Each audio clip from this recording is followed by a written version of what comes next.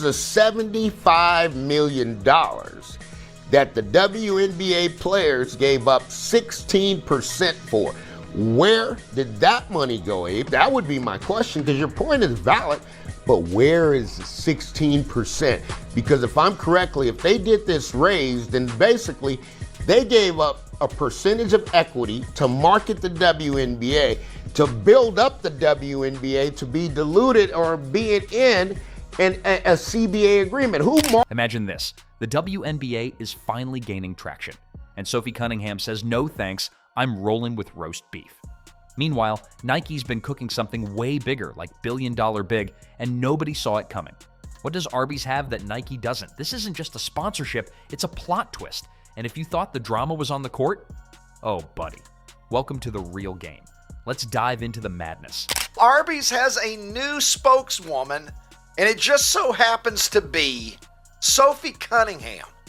Yeah, that's right. She is now on the Arby's payroll, is what is happening. And maybe Arby's is going to snap back to relevance now. Here she is in the new shirt that we saw her in this weekend. Hot girls eat Arby's. Sizes small and large have already sold out on the Arby's web. This is a big... Caitlyn Clark walks into every game with her eyes wide open and her chin probably still sore from the last accidental elbow that just happened to connect at full speed. She's not naive, not even close. She knows exactly how the game is played and how it's being officiated. Spoiler, those two aren't always the same thing. And yet, there she is, still dropping threes with sniper precision while navigating a basketball version of a WWE cage match where the refs are either blind, asleep, or just emotionally unavailable. Arby's, they have the meats, now has Indiana star Sophie Cunningham's Hot Girls Eat Arby's t-shirts. Sold out, by the way. Sponsored by them, by the way. Whew. Broke the internet on this one. Let's be real. The rules, those are more like guidelines for everyone except Caitlyn. Everyone else gets to run full contact drills, and she's expected to just eat it and smile for the cameras. Take a charge? That's a foul on her. Get mugged at midcourt? Play on, says the ref, probably while checking if his FanDuel parlay is still alive. This isn't basketball anymore. It's dodgeball with sneakers, and Caitlyn's the only one not allowed to throw anything back. Somebody that has gotten ridiculously popular this year with the Indiana Fever. I made a prediction that she was going to be the second most popular player on this team by the end of the year. And then, of course, there was the big incident during the Connecticut Sun game. And by the end of that game, she was known as Caitlyn Clark's enforcer, right? The one that's got her back. At times, it feels like the only one that's got her back. And yet, she stays. And not just stays, she dominates. Because here's the secret, she knows this window isn't forever. She's not banking on some magical justice committee coming to fix the officiating. There's no fairy god ref blowing a whistle and saying, my bad, let's clean this up.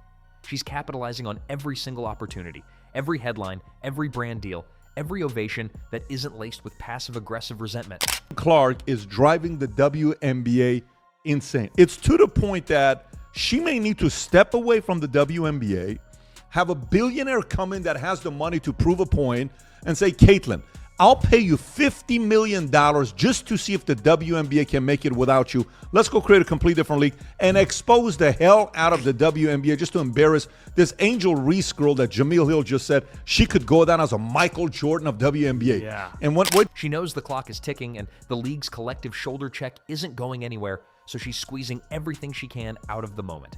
And rightfully so. Because let's not pretend like the cheap shots are subtle anymore. We've seen less aggressive behavior in ice hockey. People are getting called for flagrant nothingness one day, and the next day, Clark is getting decked like she owes somebody money, and the officials are out there writing poems about the spirit of the game. What spirit? Vengeful poltergeist? The double standard is so obvious it could qualify for a commercial deal with Claritin, and yet somehow, she still manages to break records with defenders hanging off her like decorative scarves. And, oh, the noise. The commentators saying she complains too much. Right, because nothing says bad sportsmanship like asking for basic bodily protection. Imagine Steph Curry getting body slammed on a fast break and then being told to toughen up. No, wait. You can't imagine that because it wouldn't happen. But when it's Caitlyn, suddenly it's character building. It's learning the ropes. It's The league is physical. No, it's targeted chaos with a side of shrug. That has led to a lot of opportunities. By the way, she had a little bit of a down game yesterday against the Sky, but prior to that, for the last couple weeks, Sophie Cunningham had been balling out on the basketball court ever since she started getting put in to the starting lineup. So we got a couple of different things that have emerged when it comes to Sophie. Number one, let's start with what happened yesterday, because she has gone viral, all right? She's gone viral over hot girls eat Arby's. Yet here she is, smiling in post-game interviews like she didn't just survive a 4-quarter reenactment of Gladiator, signing endorsements, shattering viewership records, making even her critics tune in just to see what she does next. Because deep down, even the haters know the truth. She's the reason half the country remembers the WNBA exists this summer. You can either market that or try to body slam it out of existence. And good luck with the latter, because her three-point shot has better aim than most of her defenders. She's not just surviving, she's building. While others are playing checkers, Caitlyn's out here playing four-dimensional chess with her offhand while being punched in the ribs. And it's not just about points, it's about platform. Every no-call turns into a headline. Every bruise becomes a conversation. Every game that ends with her limping off the court becomes another viral clip that makes the league squirm in its seat. She's not just playing the game, she's bending it into content gold. You think those endorsement checks are slowing down? Absolutely not. Brands love her. She's gritty, she's electric, and she's the most illegally defended player since, well, ever. She's got everything advertisers crave. Talent, drama, and the unbothered ability to hit a logo 3 right after being tackled like she just stole someone's puppy. Unmeasurable greatness of Caitlyn Clark. The unmeasurable greatness of Caitlyn Clark. You know, I've said a lot of times I like Caitlyn Clark, right? But I never told you why or really I like Caitlyn Clark or what is it about Caitlyn. Caitlyn Clark has unmeasurable greatness. You know what unmeasurable greatness is? Is when they give you a $28 million contract that's worth $280 million, right? That's the true value of what Caitlyn's worth, right? I mean, Caitlyn Clark effect has sent an earthquake through the NCAA basketball, right? And you know what? Good. Let her rake it in. Let her sign every contract, grace every billboard, pose for every GQ Meets Sports Illustrated hybrid photo shoot they throw at her, because she earned that spotlight with her ankles barely intact. And don't forget the fans. They see it. They're not dumb either. They're watching the games like they're true crime documentaries, pausing, rewinding, zooming in. Was that a foul? Was that legal? Is this a basketball game or a reboot of American Ninja Warrior? There's a reason tickets sell out when she's in town. It's not because people love to watch someone get fouled with the consistency of a subway delay. It's because despite it all, she still shows up and gives them magic. Every single time. And that's the part that drives everyone absolutely bonkers, because Caitlyn Clark doesn't want the drama, doesn't ask for the attention, and isn't out here launching motivational TED talks between quarters. She just wants to play ball. That's it. That's the agenda. No secret handshakes, no coded messages. Just give her the ball, clear out the noise, and she'll casually drop 30 points while being triple-teamed by players who have suddenly forgotten that basketball is not, in fact, a full contact sport. Yeah, talking about Caitlyn Clark. Oh, okay. The WNBA player who deserves a max contract. She worth more than the league by herself. The best WNBA player ever. And what happens when someone just wants to play and happens to be obscenely good at it? Everyone else panics. Coaches start scheming like they're planning a prison break. Players develop a mysterious case of Clarkitis, a condition where defense turns into desperation and fundamentals go out the window. Entire social media feeds erupt into think pieces that range from mild praise to why she's the downfall of civilization. All because she's really, really good at the thing she's not supposed to be this good at yet. But here's the thing. This isn't some overnight sensation. This didn't fall out of the sky. Caitlyn Clark didn't wake up one day and accidentally become a phenom. This was built, sculpted, refined, and a huge part of that foundation, her parents. You want to talk about class acts? Look no further than the folks who raised number 22. They didn't raise a diva. They didn't raise someone who expects the world to kneel. They raised a baller with vision like a chess master and the composure of someone who's been here 10 years longer than she has. Every time she walks into an arena, she's carrying not just talent, but values, respect, hard work, accountability, a love for the game that pours out of her, whether she's draining threes or jogging to the bench for a timeout. And the tears of joy, those are earned. So her rookie contract is for 4 years, just under $340,000. From the entrepreneurship perspective, last year she made over $3 million as a collegiate athlete. In sponsorship, right? NIL. And so this makes me think about the fact that there are a lot of people building brands and influence online, and they don't all aspire to be owners of companies, but they do desire to work for organizations and leaders. But what I see when I see those numbers, I see failed leadership of the WNBA. That's what I think. Yeah, and you're talking about her income. Yeah. Like they couldn't even get her above 500,000. Because when someone is that dedicated, that humble, and that absolutely locked in, even while the world loses its collective mind around her, you can't help but cheer for her. Loudly, passionately, and yes, sometimes tearfully, because Double C isn't just good at basketball. She's good at being herself. There's no fake, I'm here to prove you all wrong monologue. No drama queen theatrics. She's not waving some banner for attention. She shows up, laces up, and turns hardwood into highlight reels. That's it. That's the show. She's like a walking, talking answer key to a test the rest of the league is still trying to figure out.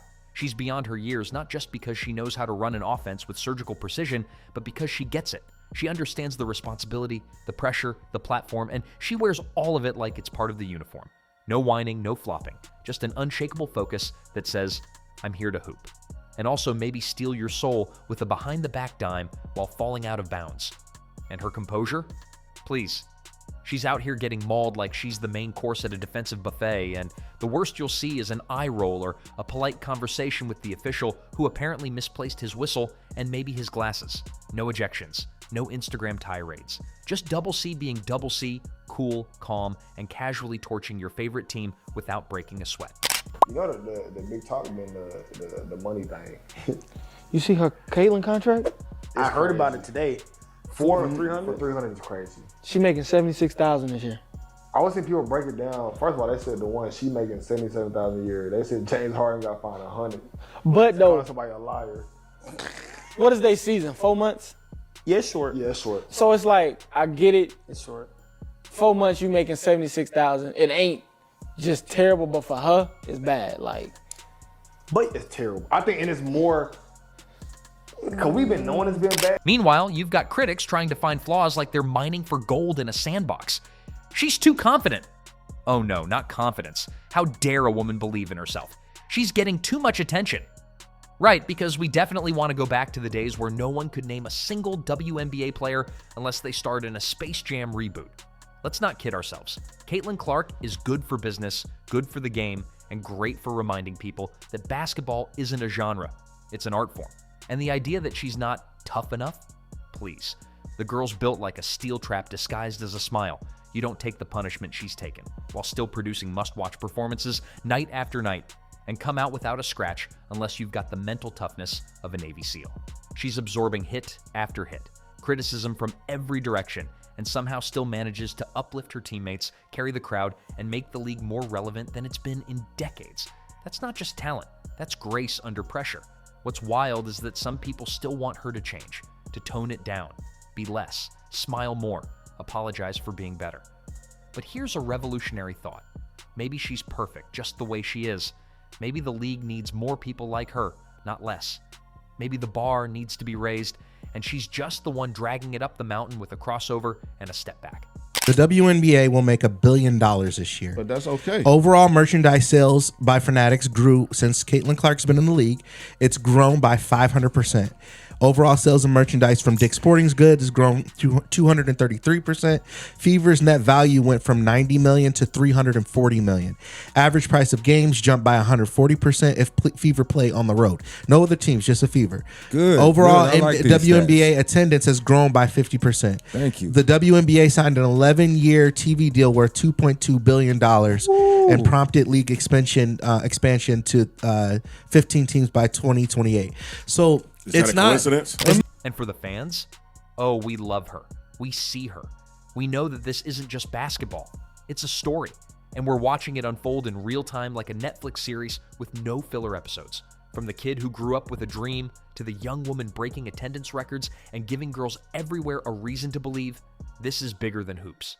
This is history. And the fact that she's doing it with kindness, class, and zero diva energy, that's what makes it hit even harder. Because you know what happens when someone that gifted also happens to be genuinely good? You root for them harder. You defend them louder. You cry tears of joy when they win and throw pillows at your TV when the refs pretend they forgot how rules work. You don't just become a fan, you become part of the ride. And trust, this ride is just getting started. So let's give her every accolade, every endorsement, every roaring ovation and custom sneaker deal and parade down Main Street. Let her bathe in trophies. Let her name be etched in every record book, every timeline, every viral clip where someone gets cooked by a no-look pass that even the cameramen missed. Because if anyone's earned it, truly earned it, it's Caitlyn. She's not just a shooter. She's a spark, a movement, a rising tide in sneakers that somehow manages to smile through the storm. Her greatness isn't loud or brash. It's consistent. It's elegant. He's signing an 8-year, $28 million Nike deal. But for some people, it caused controversy since they're arguing that there are other WNBA players already in the league who don't even have a deal like that. So just in general, what do you guys think about the discourse between that? And then what do you guys think of the major deal that she is receiving? Yeah, I think anyone's upset with Caitlyn Clark's deal doesn't understand the publicity that's on the line here. When you think of being in front of a national camera for 36 games, almost back to back, that type of promotion, you would have to pay top dollar for it. And it's undeniable. So yeah, much love to number 22. We see you, we support you. We're cheering not just because you're good, but because you're right. You represent everything we want from the game and more. Stay that way, never change. Keep being CC and let the rest of the world rise to your level. Of course, some folks are still clutching their pearls, crying about media bias and too much attention. Right, because nothing screams media darling like being the human crash test dummy of the WNBA. Let's call it what it is. Jealousy in a jersey. They don't dislike Caitlyn. They dislike how easily she's exposing the cracks in a system they thought was watertight. She's the high-definition TV in a room full of fuzzy black and white sets. Naturally, some folks are going to unplug the whole thing out of spite, but guess what? The future doesn't care. The cameras are rolling. The contracts are signed. And Caitlyn? She's cashing in, smiling, and hitting that next ridiculous step back like the laws of physics don't apply. The league can either fix the circus or get used to the sound of jaws dropping every time she proves them wrong. Because whether the refs want to blow the whistle or not, history already is. And it's not subtle. It's loud, it's record-breaking, and it wears number 22. Let the elbows fly. Let the fouls go ignored. Let the critics fume. Caitlyn Clark is not waiting for fairness. She's collecting trophies, dollars, and receipts.